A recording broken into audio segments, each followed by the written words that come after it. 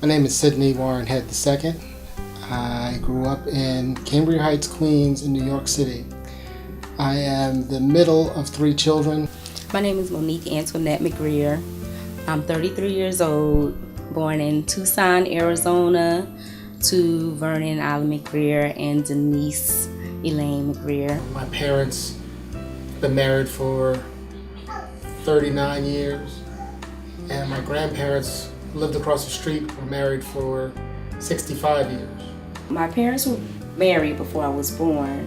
Around 3 years old, they separated. We left Tucson, Arizona to move to Philadelphia.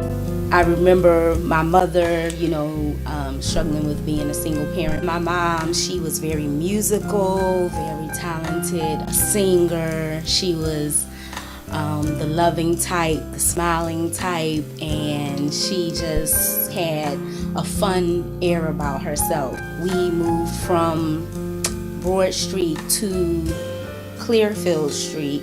That's when we fell on hard times. We grew up in a middle-class family. My parents were the type that always seemed to agree. I never saw them really have a dispute. I learned later as an adult that they had their disputes, they just had them behind closed doors. I also had examples from my grandparents who were married forever. They were unbreakable, and that's something that made me say, I want to be like that when I get older. I grew up going to a Lutheran church at the corner of our street. My grandfather was, the only word I have is the proprietor of the church. Like he was the go-to guy. If they needed something, they called Mr. Head. He was involved in everything. My grandmother was in the choir. Me and my brothers went to church every Sunday, whether we wanted to or not. My mom was a praying woman, so she prayed, she taught me how to pray. We all were praying. She made us not feel our circumstances. And that's something that she put in us, that our everyday approach to life would not be a reflection of what we were going through. We wound up back with my grandparents because it just wasn't livable. There was too much we were going through in that house. There was so much negativity, and it was hard for her to maintain her positive in that place shortly after she died. I worked, I went to school, and ended up at 23 years old in the same place, like just not knowing what to do next. And so I went back to the first thing I wanted to do, and I joined the Navy. The Navy helped me focus and find myself as an adult. I ended up being a computer network administrator. I got to see parts of the world that I probably would have never seen. It was a great experience overall. I was on a ship for just shy of 5 years. After that, I transferred to a shore command in New Jersey, and I met who will become my wife, and her name is Chevelle. When I met her, she had 9-year-old twins, Taylor and Tyler. I grew up on a military base, and on military bases, young adults, teenagers, you are basically under the thumb of your parents. The moment that you break free into fast experiences. Fast experiences leads to fast lives and hookups, basically. That didn't always lead into good experiences. That never lasted long. It wasn't really intended to last long. One thing I know about myself from childhood through to adulthood, I always found a place to worship. My mother kept me in church as a young child. I craved it. It was something I had to have. It became my strength. So when I went to different places, I would find somebody to go to church with. I've been married for almost 9 years, and my wife and I, we had our ups and downs. No marriage is perfect. We had some struggles. We had to seek some counseling, but we worked at our marriage. I wanted it to be a partnership. That's what I believed in. I believed that your husband or your wife should be a partner. You're a team going forward. And we had fought through some issues, and I felt like we had came out on the other end and we were in a better place. I'm reintroduced to a guy that I used to go to church with. We were childhood friends. And at the time, he was locked up. When my cousin told me that he was in jail, I decided to write him. And I can remember that my first letter to him was just encouraging. We became pen pals. Eventually, it became a relationship. We got to know each other, and our family spent time together. He didn't really spend time with my family because my family wasn't interested. About the end of July in 2011, over the weekend, she wasn't feeling well. She had been taking medication because of her heart condition. She wasn't able to hold anything down. So, it wasn't that bad on Saturday. It got a little worse on Sunday. When Monday came, I said, if I come home from work today and you still don't feel well, if you're still not holding things down, we're going to the hospital. I was pregnant, and I went to the doctor, and I had the checkup and everything like that, and I was almost 3 months. I remember us going through some things. He was starting to stay out all night, and he was starting to lie about where he was. He just was never where he was supposed to be. It was like he would go with me to the hospital, and then he would leave.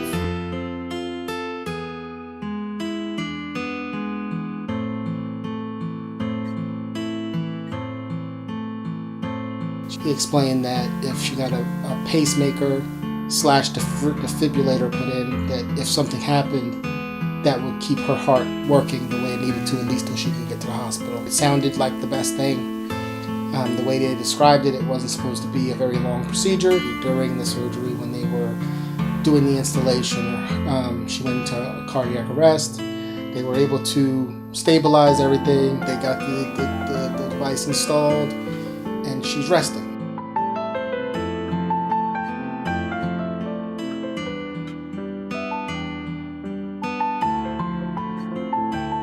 And then you start hearing the overhead speaker, and they're starting to call codes. I almost lost it. All the things you could fear in those moments are there. And he came back somewhere between 5 and 7 minutes later and said, they couldn't bring her back and it was over.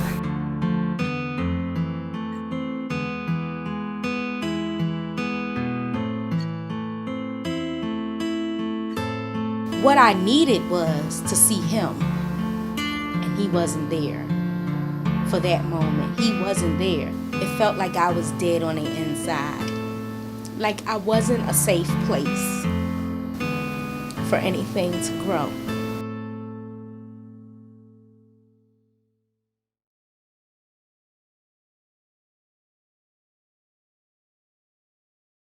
Coming out of being at a really sad time and just trying to bring myself out of it, I needed to meet people.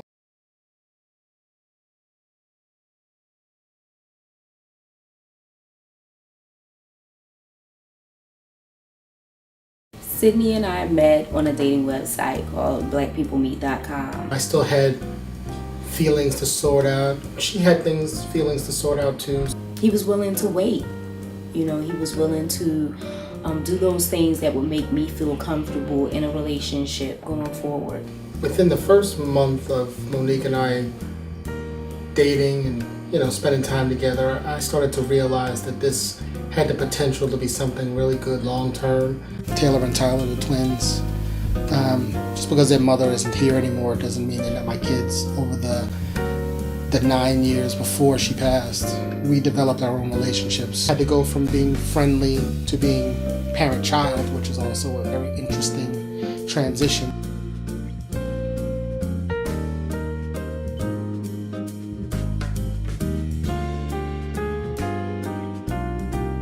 Okay, how do I create this opportunity for everybody to be in the same place and her not be tipped off about what was about to happen? Her parents and her sister decided they were going to go to the nail salon and get their nails done.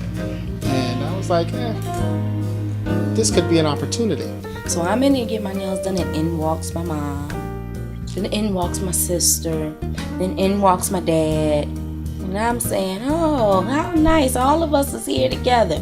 And I'm like, this is really getting weird. I acted like I dropped something, and I went down to one knee, and I pulled the ring out, and I asked her, would she marry me? It's like the whole moment stopped. Everything was silent around me. He was even silent. I couldn't hear a thing except my head. I was having a mind scream moment. All I could hear in my head was ah! We had made it a point to be celibate and to save our, intimate moments for marriage. Her parents spearheaded the wedding. We were going to do something smaller and intimate, but they intervened and said, no, you can concentrate on the marriage. We'll give you a wedding. I remember seeing him standing there when I'm coming down. Seeing her at the end when she got down the aisle, because I had no idea what the dress looked like. I didn't know what she was going to look like, made up for a wedding. And it was, that was a beautiful moment. The first dance was amazing. Him singing to me singing to him. The kiss from the ceremony. It was like, I am kissing my husband. Yes! My husband being able to have his best friend of 20-something years standing right beside him. And it's a lady, but that's his best woman. I'm the best woman, but we both the best women. So the party was fantastic. It was like off the chain. Even though I didn't get to dance that much, I did boogie a little bit. But to see everybody having a great time, to see all the things that happened, the cake was fantastic. Everything was just awesome that night. And not just, look, I'm still rambling, like things are going through my head like a motion picture, but it was awesome. And the wedding night was so mind your business.